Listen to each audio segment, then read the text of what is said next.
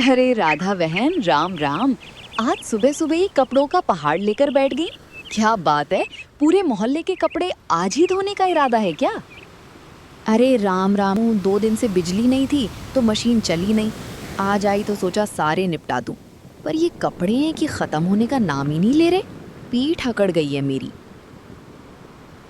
सच में बहन, ससुराल में तो औरत बस मशीन बनकर रह जाती है। वैसे इतने सारे कपड़े देखकर मुझे याद आया, अभी कुछ दिन पहले ही तो त्योहार गया था। तुम तो इतने सालों से मायके नहीं गई हो, क्या बात है? कभी मायके जाने का मन नहीं करता क्या? अरे क्या करूं राधा, तू तो जानती ही है मेरी सास कैसी हैं। वो तो मुझे एक दिन के लिए भी अकेले नहीं छोड़ती, और किस्मत ऐसी बुरी है कि कुछ भी करूं उन्हें पसंद ही नहीं आता। उनकी अपनी बेटी तो बार बार मायके आती है, लेकिन मुझे जाने का नाम लो तो घर सिर पर उठा लेती हैं। अरे तुमने कभी अपनी तरफ से कोशिश ही नहीं की। मैं तो अपनी सास को ऐसे रखती हूँ कि पूछो मत। मेरी जैसी सास ऊपर वाला किसी को ना दे। क्यों, ऐसा क्या हो गया बहन? अरे क्या बताऊं, रोज रोज की चिक चिक देखकर एक दिन मुझे बड़ा गुस्सा आया। मैंने साफ कह दिया कि अगर तुम्हें मुझे रखना है तो मुझे रखो या फिर अम्मा को रखो। और फिर मैं निकल गई मायके। 6-7 महीने मैंने मायके में बिताए, तब जाकर इन लोगों को होश आया। अब मैं वापस आई हूँ तो सास एकदम चुपचाप रहती है, कुछ नहीं बोलती। अरे बहन, सब किस्मत की बात होती है। जिसकी किस्मत अच्छी होती है उसे ससुराल के लोग भी अच्छे मिलते हैं, और जिनकी किस्मत खराब हो उन्हें कोई नहीं समझता। अब देखो ना, घर में इतने सारे कपड़े पड़े हैं और ननद घर पर बैठी है, लेकिन उसने ये नहीं कहा कि लाओ भाभी हाथ बटा दूं। सब मुझे ही अकेले करना पड़ता है। वही तो मैंने कहा ना, किस्मत ही सब कुछ है। चलो मैं चलती हूँ। ठीक है बहन, तुम जाओ, मैं भी ये कपड़े धोकर तुरंत आती हूँ।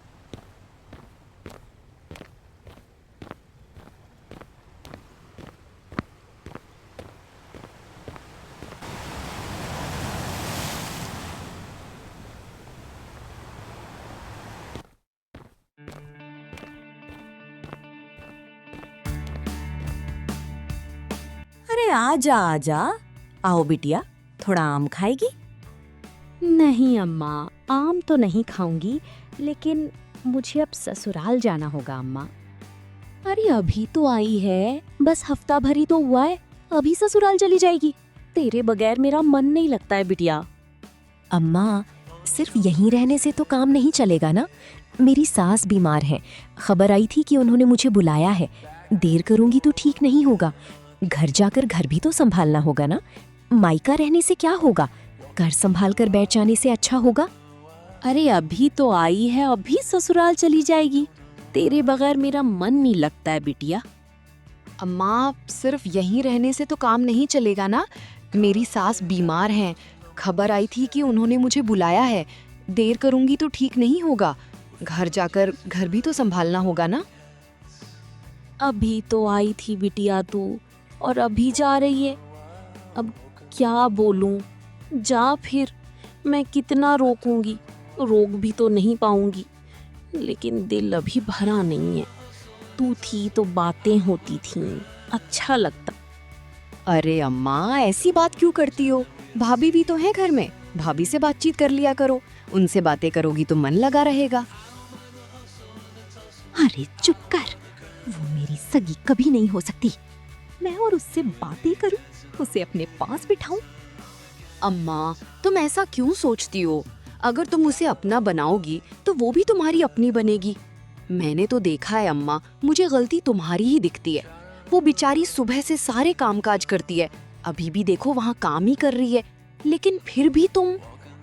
अरे तू चुप कर, बड़ी मक्खन मलाई लगा रही है उसकी, लगता है। नहीं अम्मा, किसी ने कान नहीं फूके। चलो, तुम्हें तो समझाना मुश्किल है। मैं चलती हूँ अम्मा, भाभी जब आए तो उन्हें बता दो। अच्छा जा बिटिया, ध्यान से जाना।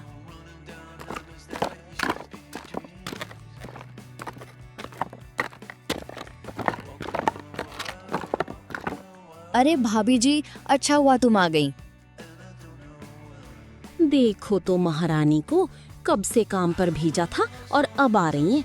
मटक मटक कर आ रही हो, वहाँ बैठकर मेरी शिकायतें कर रही होंगी। क्यों? नहीं अम्मा, मैं शिकायत क्यों करूंगी? कपड़े इतने सारे थे तो मैंने सोचा पहले उन। अरे मुझे मत सिखा, सब जानती हूँ मैं। अच्छा अम्मा, तुम दोनों की लड़ाई चलती रहेगी, मैं यहाँ अटक कर नहीं रहूंगी, जाती हूँ मैं।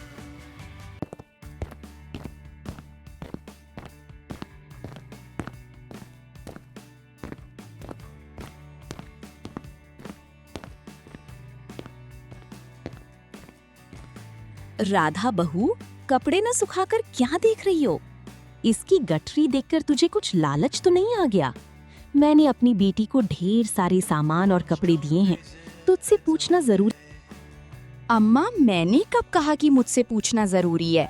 अच्छा किया आपने अपनी बेटी को सामान दिया तो बढ़िया ही है, मुझे गुस्सा क्यों आएगा? अम्मा, ओ अम्मा, अम्मा दिखाई नहीं दे रही हो, कहाँ हो?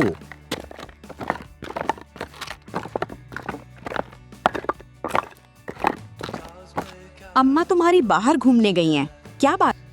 अरे राधा, अम्मा को ये पैसे देने थे, सारे अनाज बेच दिए मैंने। अच्छा सुनो, एक बात कहना थी तुमसे। तुम एक काम क्यों नहीं करते? कुछ पैसा अपने लिए भी बचाकर क्यों नहीं रखते? सारा का सारा पैसा ले जाकर अम्मा को क्यों? अरे तुम्हें पता नहीं है राधा, अम्मा को अगर थोड़ा भी अंदाजा हो गया कि मैंने कम पैसे दिए हैं तो फिर वो पूरा घर सिर पे उठा लेंगी। मुझसे ये सब नहीं होगा भाई। और तुम्हें पता है, अम्मा बड़ी तजुर्बेकार है, उन्हें तुरंत पता चल जाता है। लेकिन तुम कभी आगे की सोचते क्यों नहीं हो? हमारी ननद आती हैं और अम्मा उन्हें गठरी गठरी बांधकर पैसे और सामान दे देती हैं, फिर हमारा घर कैसे चलेगा? कभी अचानक से भविष्य में कोई बड़ी मुसीबत आ गई तो फिर हम क्या? अरे राधा, देखो मेरे में इतनी हिम्मत नहीं है। तुम बोलती हो तो गलत नहीं बोलती हो, पैसे तो मेरे पास सच में एक भी नहीं रहते। अरे कल ही मेरा मन कर रहा था, छगन हलवाई की दुकान के सामने से गुजर रहा था तो सोचा एक लड्डू खा लूं, लेकिन पास में पैसे ही नहीं थे। हर एक छोटी चीज के लिए अम्मा के पास जाना पड़ता है, लेकिन मैं अम्मा को दुख भी नहीं पहुंचा। मैं ये नहीं कह रही हूँ कि सारे पैसे रख लो, लेकिन कुछ पैसे तो तुम्हारे हाथ में होने चाहिए ना? देखो मेरे में तो अम्मा से झूठ बोलने की हिम्मत नहीं है। मैं तुम्हें ये पैसे दे देता हूँ, अम्मा जब आएंगी तो तुम ही उन्हें ये पैसे दे देना और देखना अम्मा क्या कहती हैं।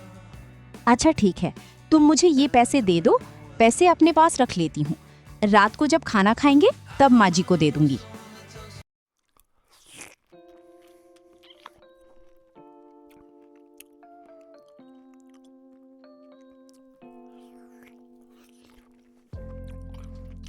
अरे किसी में नमक कम तो किसी में नमक ज्यादा। क्या खाना बनाती हो राधा? तुम्हारी माँ ने कुछ भी नहीं सिखाया तुझे, यूं ही उठाकर भेज दिया है किसी के घर का बोझ बनने के लिए। अम्मा खाना तो ठीक ही है, क्यों इतना जला कटा कह रही हो? राधा खाना तो ठीक ही बनती है, सब्जी में नमक कहाँ है ज्यादा, ठीक तो है। अरे चुप कर जोरू के गुलाम, तू तो कहेगा ही। हाँ, बड़ी मीठी मीठी बातें निकल रही हैं तेरी। चल हट, मुझे नहीं खाना ये खाना। अपनी ही बीवी की साइड ले तू तो। इस घर में मेरी कौन सुनता है?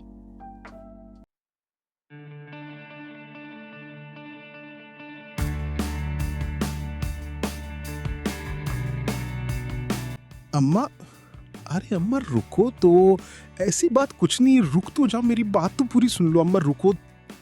जाने दो उन्हें, तुम देख नहीं रहे हो? थाली देखो, खाना तो लगभग खत्म हो चुका है, थोड़ा सा ही बचा है। ये रोज का अम्मा का नाटक है, कोई बड़ी बात नहीं है। पेट भर जाता है उसके बाद अम्मा ऐसे ही करती हैं, सिर्फ मुझे नीचा दिखाने की कोशिश करती हैं। क्या करूं? चलो मैं भी खाकर निकलता हूँ, वरना माँ और बीवी के बीच में पीस कर मैं तो सीधा ऊपर चला जाऊंगा। हे भगवान, मैं क्या करूं? किसकी बात सुनूं? अम्मा की बात सुनूं या पत्नी की बात सुनूं?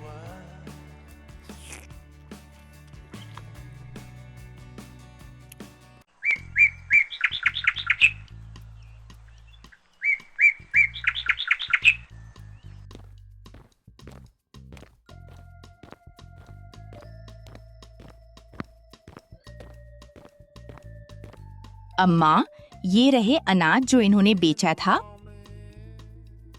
अरे उसने ये पैसे तुझे क्यों दिए? हाँ, तू ये पैसे लेकर मेरे पास क्यों आई है? मोहन, ओ मोहन, जल्दी आ इधर। मोहन भी जोरू के गुलाम बन गया है, पैसे सीधे मेरे हाथ नहीं दे सकता था।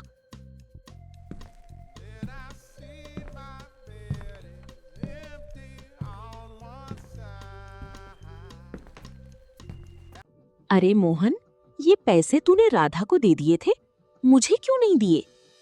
अरे अम्मा, जिस समय मैं आया था ना अनाज बेचकर, तुम घर पर नहीं थी, तो मैं पैसे कहाँ लेकर घूमता, कहीं गिर जाते। इसीलिए मैंने राधा को ही दे दिया था और कहा था कि देखो, पैसे का लेन देन हमेशा खरा होना चाहिए। सिर्फ मेरे हाथ में पैसे दोगे? हाँ हाँ अम्मा, ले लो ना। अब राधा ने भी पैसे संभाल कर रखे ही थे, पूरे पैसे हैं, ले लो।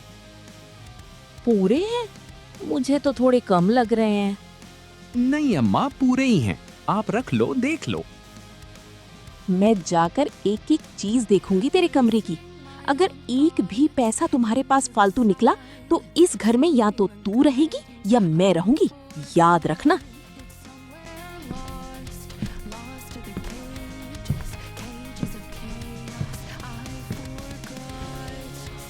राधा, तुमने कुछ पैसे छुपा कर रखे हैं क्या?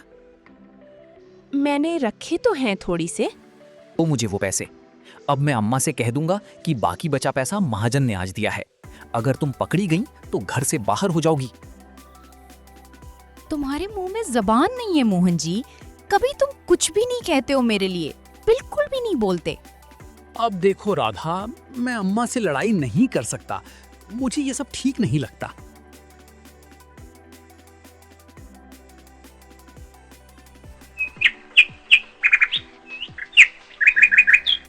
तभी अचानक राधा की ननद पारुल रोती हुई घर के अंदर दाखिल होती है।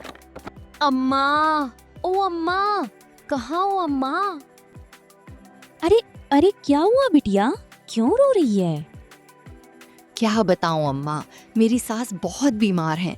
कुछ पैसों की सख्त जरूरत थी मुझे, इसीलिए भागती हुई तुम्हारे पास आई हूँ। अरे क्यों नहीं, मैं पैसे नहीं दूंगी तुझे तो कौन देगा? अभी देती हूँ, तू परेशान मत हो।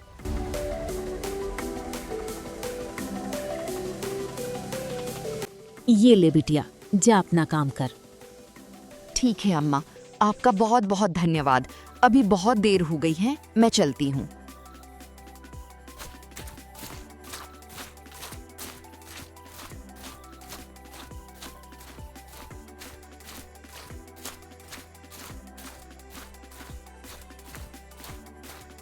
अम्मा, आप इतना सारा पैसा पारुल को दे रही हैं, कभी आपने जाकर देखा भी है कि सचमुच में उसे जरूरत है या नहीं? और दूसरी बात, कभी अगर हम किसी मुसीबत में फंसे तो फिर क्या होगा? हमें पैसे कहाँ से मिलेंगे? अरे चुप कर, तुझे बड़ी जलन हो रही है मेरी बेटी से। मेरे पैसे हैं, मैं जहाँ चाहूँ खर्च करूँ, इससे तेरा क्या लेना देना? लेकिन अम्मा, वो पैसे तो मोहन जी ने ही दिन रात मेहनत करके कमाए हैं ना। कल हमें भी पैसा चाहिए होंगे, तब कहाँ से आएंगे हमारे पास? हाँ, तो मोहन मेरा बेटा है, मैं जो चाहूँ वही होगा और कुछ नहीं। ज्यादा जबान मत चला। मोहन को पाल पोस कर मैंने बड़ा किया है, तूने नहीं। उसके पैसे से लेकर हर चीज पर सिर्फ मेरा हक है। अम्मा, एक परिवार में परिवार की तरह रहना चाहिए। कभी ऐसा ना हो कि ऐसी मुसीबत आए कि सड़क पर भीख मांगनी पड़ जाए। और परिवार में क्या तेरा क्या मेरा, सब हमारा नहीं है क्या? अच्छा, अब तेरी इतनी जबान चल रही है? हाँ, तू मुझे सिखाएगी? आने दे आज मोहन को, बताती हूँ उसे। आज क्या तू रहेगी इस घर में जब मैं नहीं रहूंगी। देखो, तुम्हारी बहन जो ये बार बार कर रही है ना, मुझे कुछ ठीक नहीं लगता। हर 5-10 दिन में आ जाती है, कभी सामान की गठरी लेकर जाती है तो कभी पैसे। एक बार उसके घर जाती क्यों नहीं हो? जाकर देखो तो सही, सच में जरूरत है भी या फिर यूं ही पैसे बटोर रही है? अरे अम्मा ने दिए तो इसमें मैं क्या बोलूंगा, मुझे कुछ समझ में नहीं आता है। राधा, इन सब झंझटों में मुझे मत डालो, मेरे से ये सब नहीं होगा। कुछ दिन बीत जाते हैं, का मौसम आ जाता है और मोहन के घर की छत पुरानी होने के कारण जर्जर हो चुकी थी। मोहन जब माँ से छत की मरम्मत के लिए पैसे मांगता है। अम्मा खेत पर जा रहा हूँ, लेकिन जाने से पहले एक बात कहनी थी। क्या बात कहनी है? जल्दी बोल, देर हो रही है। अम्मा, ये घर की छत बनवानी थी। बारिश का वक्त आ रहा है और तुम्हें तो दिख ही रहा है कि छत कमजोर है। कहीं बारिश में बड़ी समस्या ना हो जाए। जल्दी से छत बनवा दूंगा तो अच्छा होगा। तो बनवा ना, किसने मना किया है तुझे? मैंने तेरा हाथ रोका है क्या? जाके बनवा। अम्मा, कुछ पैसे देती तो मैं मजदूरों को देता और सामान भी ले आता। पैसे? कैसे पैसे? तू दिन रात कमाता है, इतने सारे पैसे क्या करता है? जा अपनी बीवी से मांग। अम्मा, सारे पैसे तो मैं लाकर तुझे ही दे देता हूँ, फिर तू ऐसी बातें क्यों कर रही है? अरे चुप कर, मुझे नहीं पता है क्या? आधे पैसे मुझे देता है और आधे पैसे बीवी को छिपा कर देता है। जाके बीवी से मांग। अम्मा, मैंने किसी को पैसे नहीं दिए हैं। सारे पैसे मैंने तुम्हें ही सौंपे हैं। मेरे पास फूटी कौड़ी भी नहीं है। अगर तुम पैसे दोगी तो छत ठीक होगा, वरना मुश्किल है। जा फिर, जाकर और कमा कर पैसे ला, उसके बाद छत ठीक कराना। मेरे पास कोई पैसे नहीं है, बिल्कुल भी नहीं है। पता नहीं क्या होगा। कभी कभी तो समझ में ही नहीं आता कि ये घर कैसे चलेगा। अरे अरे मोहन भैया, कहाँ जा रहे हो इतनी जल्दी में? अरे भाई साहब, कहाँ जाऊंगा भाई, काम ढूंढने जा रहा हूँ। क्यों भैया, क्या हो गया? अरे बारिश का वक्त है, जा रहा हूँ छप्पर की मरम्मत का कुछ सामान देखने। तुम कहाँ जा रहे हो? अरे तुम अपने घर का नहीं करवाओगे क्या? हाँ, मेरे पास तो अभी पैसे नहीं है भाई। अब मैं तो नहीं करवाने वाला। चलो चलता हूँ।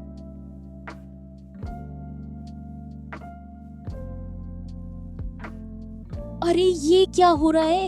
इतनी बारिश, इतना तूफान, नास पीटे, ये क्या हुआ? एक घर की मरम्मत नहीं करा पाता है तू? हाँ, कैसी हालत हो गई है हमारी। अम्मा, मैंने तो पहले ही कहा था ना कि छत बनवा लो।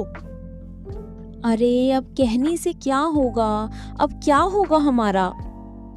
अम्मा, अभी तो सब कुछ ठीक होने में वक्त लगेगा। हमारे पास इस वक्त कोई उपाय नहीं है। चलो हम सब पारुल के घर चलते हैं। अम्मा, तुमने उसकी इतनी मदद की है, क्या वो 15 दिन हमारी मदद नहीं कर सकती? अरे क्यों नहीं करेगी? मेरी बेटी है वो। मैंने उसकी हर मुसीबत में मदद की है, तो वो भी करेगी। चल चल, मैं तुझे दिखाती हूँ मेरी बेटी कितनी अच्छी है और उसका दिल कितना बड़ा है। मोहन, राधा और कावेरी अम्मा तीनों भीगते हुए पारुल के घर पहुंचते हैं। पारुल का घर पक्का और आलीशान था, जो अम्मा के दिए पैसों से ही बना था। लेकिन वहां पहुंचकर जो सच सामने आया, उसने अम्मा के पैरों तले जमीन खिसका दी। अरे वाह, देखो तो मेरी बिटिया का घर कितना अच्छा है। ओ बिटिया, पारुल, ओ बिटिया, पारुल। अरे अम्मा, तुम तीनों यहाँ इस वक्त? अरे देख ना बिटिया, बारिश में हमारा सब कुछ उजड़ गया, छत गिर गई, इसीलिए तेरे यहाँ आ गए। हम लोग यहाँ बस 15-20 दिन रहेंगे। हाँ, 15-20 दिन? कोई बात नहीं अम्मा, चलो चलो घर के अंदर चलो। देखा, बहू मैना कहती थी। वाह बिटिया वाह, बड़ी तरक्की की है दामाद जी ने। हाँ अम्मा, बेचारे हमेशा काम करते रहते हैं ना। देखा मोहन, कुछ सीख इससे। तभी अंदर के कमरे से दामाद के चिल्लाने की आवाज आती है। अम्मा और मोहन खिड़की से सुन लेते हैं। अरे ये क्या तमाशा लगा रखा है तुमने? इन तीनों को घर में क्यों बिठा रखा है? हाँ? प्लीज चुप करो, आपके आगे हाथ जोड़ते हैं।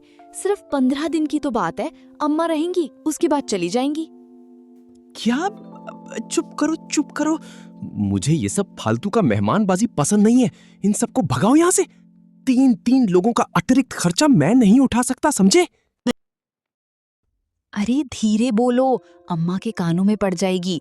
ये सब जो तुम देख रहे हो, ये तो अम्मा का दिया हुआ ही है। क्या तुमने अकेले कमाया है?